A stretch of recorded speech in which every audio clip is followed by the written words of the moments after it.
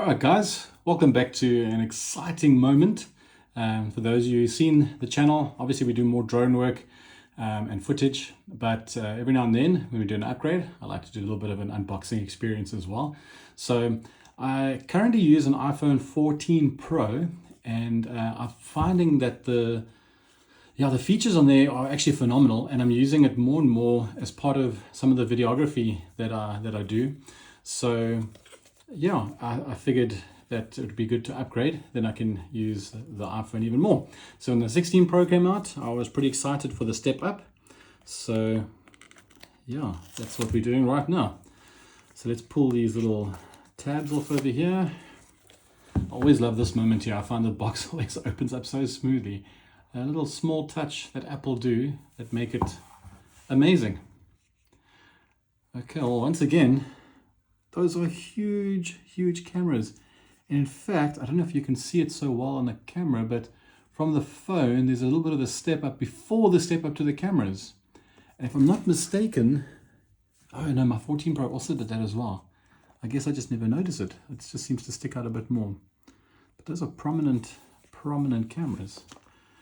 Alrighty, so obviously we've got a USB-C. That's a big step up now from my 14 Pro. I'm hoping it's not going to be too much of a problem.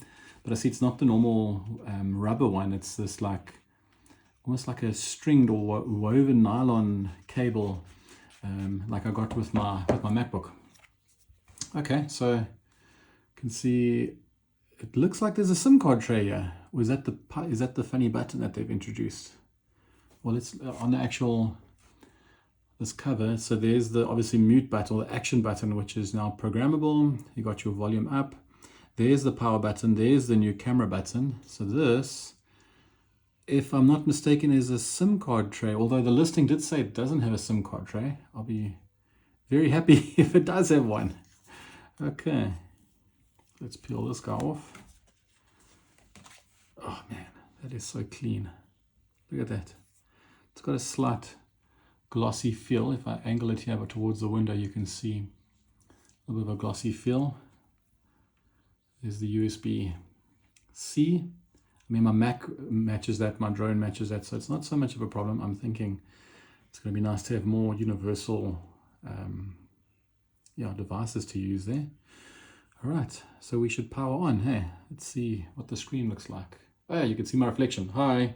I'll move over so you don't see my face, because that's weird. You know, I like this titanium on the side, but I can see fingerprints on it massively. I mean, today is a little bit overcast and raining, so it could be excess moisture. But I mean, I never leave my phones like this. I always put them in a case as well. I've actually got the case to open up in a moment. All right, and there we have it. I can see the bezels, definitely thinner than my 14 Pro. It definitely makes it look like it's a bigger screen. I can tell that. But I mean, the 14 Pro is really not bad. I'm very happy with that phone. If it's just me, I mean, you guys will know the specs. You're not here for the specs. But I can feel the phone feels lighter than my 14 Pro. Unless it's because I've got a cover on. But even without the cover on, I want to say that this feels lighter, which is great. I mean, sometimes a heavier feel makes it feel stronger and like it's more, I don't want to say luxurious, but maybe better build quality. But there is a point where, I don't know if you guys have the same moment where you may be watching a video and you're lying down and then you fall asleep and the device falls out your hand and lands on your head. So having a lighter device is not bad for those moments. All right, well, I'm going to set it up and I'll let you guys know how it is stepping up from a 14 Pro. Alrighty, have a good day.